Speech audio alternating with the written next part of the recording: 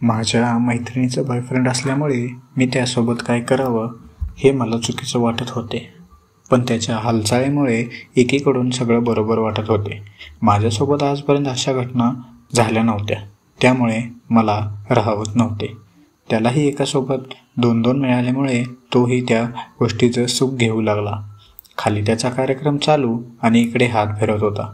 मी त्याच्याकडे फक्त बघत होते. नमस्कार. ही गोष्ट आहे माझ्या मैत्रिणीच्या बॉयफ्रेंडसोबत घडलेली. मी शीला. आज तुम्हाला जी गोष्ट सांगणार आहे की त्यामध्ये मैत्रिणीच्या बॉयफ्रेंडने माझ्यासोबत काय केले याची गोष्ट सांगणार आहे. चला तर मग कथेला सुरुवात करूया. मी आणि माझी मैत्रीण दिव्या दोघे PGमध्ये एकत्र राहतो. खूप दिवस राहत असल्यामुळे आमच्यात चांगले नाते तयार झाले होते. तिचा एक बॉयफ्रेंड होता. त्याचं नाव रमेश होते. त्यांचं रिलेशन खूप दिवसांपासून सुरू होते. त्यांच्यामध्ये आत्तापर्यंत सगळे होऊन गेले होते. त्यांनी खूप वेळा कार्यक्रम देखील केला होता. मी अजून सिंगलच होते. माझ्यासोबत कधीही असे घडलेले नव्हते. पण त्यांचा कार्यक्रम ऐकत असताना मलाही उत्तेजना भरपूर यायच्या. त्यामुळे माझं मी स्वतःला शांत करायचे. पण कधीही कुठल्या दुसऱ्या मुलाकडून काही करायचं धाडस मला झालेलं नव्हतं. ते दोघं कधी इकडे रूमवर यायचे. रूममध्ये ती दोघं गेल्यानंतर मी रूमच्या बाहेर जाऊन त्यांचं सगळं ऐकायचे. त्यातून येणारा तो आवाज आणि त्यांचा चालू असणाऱ्या कार्यक्रमाचा अंदाज घेऊन माझ्या तळपायातली आग मस्तकात जायची. माझे कानशील तापायचे. ते येणारे मादक स्वर आणि तो आवाज मला वेड लावून जायचा. मी बाहेर थांबून स्वतःला शांत करायचे. त्यांचा तो खेळ खूप वेळ चालायचा. मलाही तो अनुभव घ्यायचा होता, पण मला कोणी नसल्यामुळे मी कधी त्या गोष्टीचा अनुभव घेता आला नाही. त्यांचा कार्यक्रम आता सारखा होऊ लागला. तो कार्यक्रम बघून मला आता राहावत नव्हते. मला तर कधी असं वाटायचे की हिच्या बॉयफ्रेंडकडून स्वतःला शांत करावे, पण मी स्वतःला सावरत हाताने भागवत होते. पण मी किती स्वतःला शांत करू शकत होते, त्यामुळे आता माझं भागत नव्हते. तिचा बॉयफ्रेंड माझ्याशी नॉर्मल बोलायचा. एके दिवशी दिव्याला बॉयफ्रेंडचा कॉल आला आणि म्हणाला, आपल्याला फिल्म बघायला जायचं आहे, तू शीलाला पण घे आपल्यासोबत. म्हणजे मी, रमेश आणि दिव्या असे 3 जण पिक्चरला जाणार होतो. मी आधी तिला नाही म्हणाले. मी तुमच्या दोघांमध्ये काय करू? मग ती म्हणाली, असू दे का, चल, काय नाही होत. ते काय वेगळं आहे का तुझ्यासाठी? आणि हसत म्हणाली की तू इथे किती वेळा तर आमचं ऐकलं असशील. चल, तुला आज समोर दाखवते. तिचं ते ऐकून मी हसत तिला म्हणाली की काय करतोय, काही पण बोलते सगळं. फिल्म रात्री 9 ते 12ची होती. रात्री उशीर होणार होता. आम्ही दोघी 8:30 वाजता थिएटरवर पोचलो. तिथे जाऊन बघतो तर काय, तिच्या बॉयफ्रेंडने कोपऱ्यातील तिकीटं काढली होते. माझी छाती धडधड वाढू लागली. मला कळाले की आज काय होणार आहे. मी तिला तिथे गेल्यावर पण म्हणाले की तुमच्या दोघांमध्ये मी नको, तुम्ही या जाऊन, मी जाते घरी. यावर ती म्हणाली की नाही, चाल माझ्यासोबत गप. आम्ही आतमध्ये गेलो. फिल्म चालू व्हायला अजून 15 मिनिटं बाकी होती. आम्ही आमच्या जागेसोबत जाऊन सीटवर बसलो. सीट बरोबर कोपऱ्यातली होती. फिल्मला जास्त अशी काही गर्दी नव्हती. आधी मी तिथे जाऊन बसले. माझ्या बाजूला दिव्या बसली आणि तिच्या बाजूला रमेश बसला. मला समजले मला आज नको ते बघायला लागणार आहे आणि माझ्या मनात उत्साह पण होता तो बघायचा. म्हणून मी काहीच न बोलता शांत बसून पुढे पाहू लागले.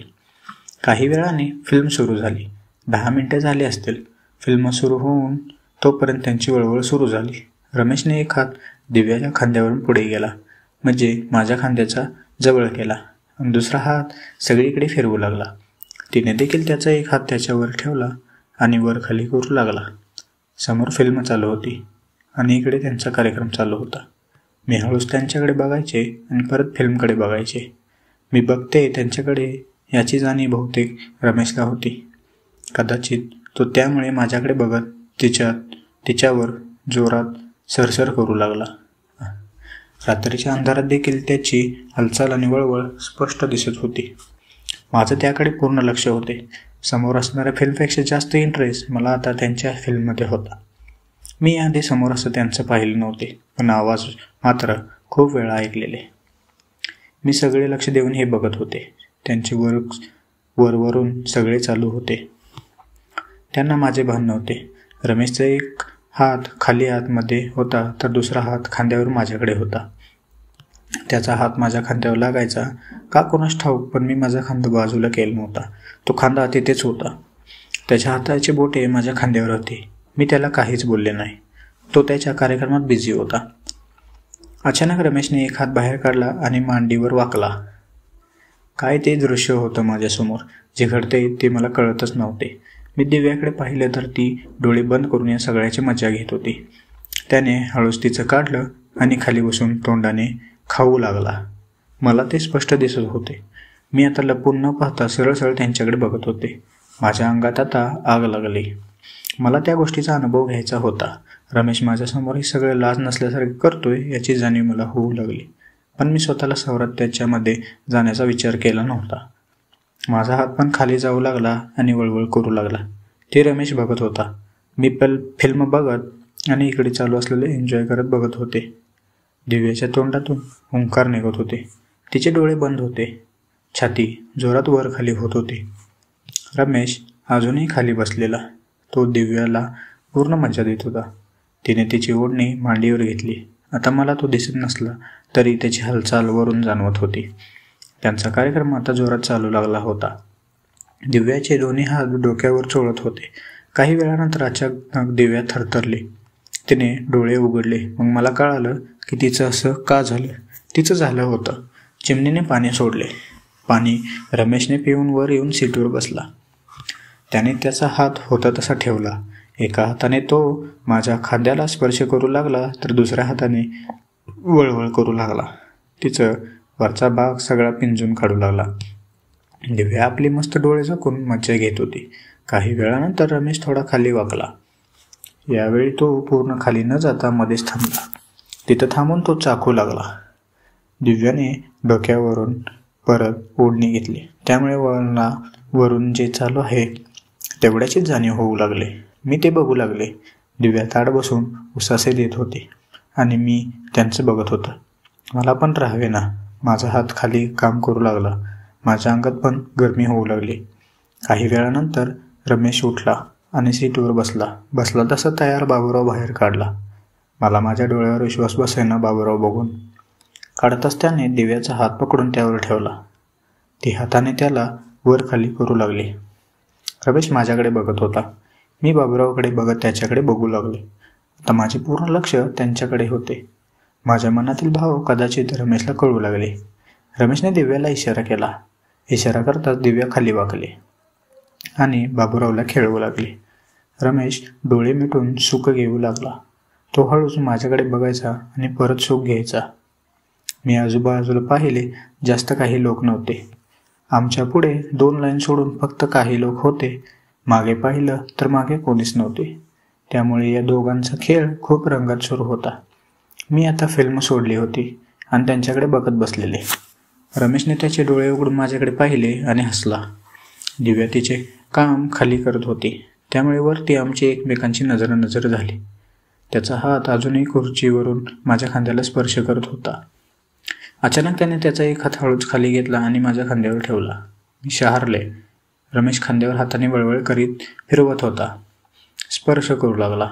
माझ्या अंगात एक लहर उठली. दिव्या खाली असताना तिचा बॉयफ्रेंड माझ्यासोबत असं करतोय या विचारानेच मला उत्सुकता होऊ लागली. खाली दिव्या त्यासोबत काम करत होती आणि इकडे रमेश माझ्यासोबत चालू होता. त्याचा हात सगळीकडे फिरू लागला. माझ्या डोक्यात हेच विचार चालू असताना रमेशने माझ्यासोबत वागल्यावर मला भान राहिले नव्हते.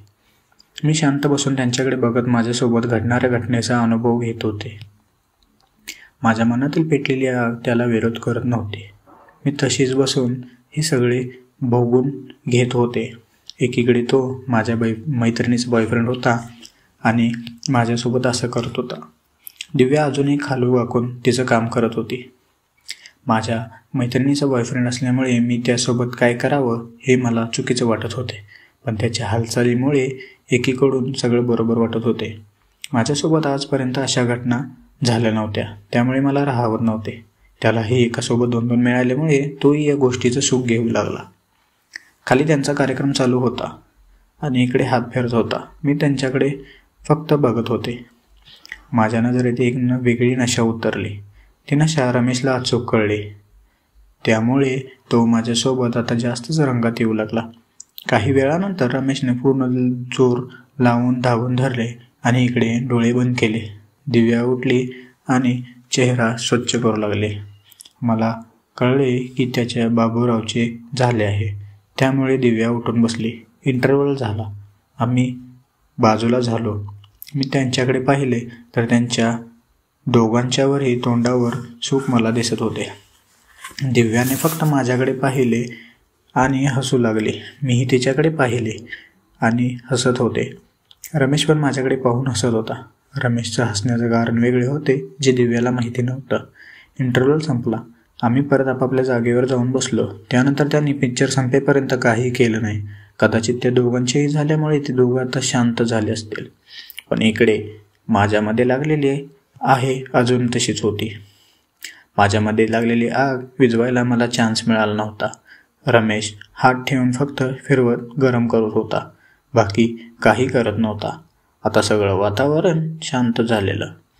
आम्ही तिघे पण फिल्म बघून थिएटरमधून बाहेर पडलो.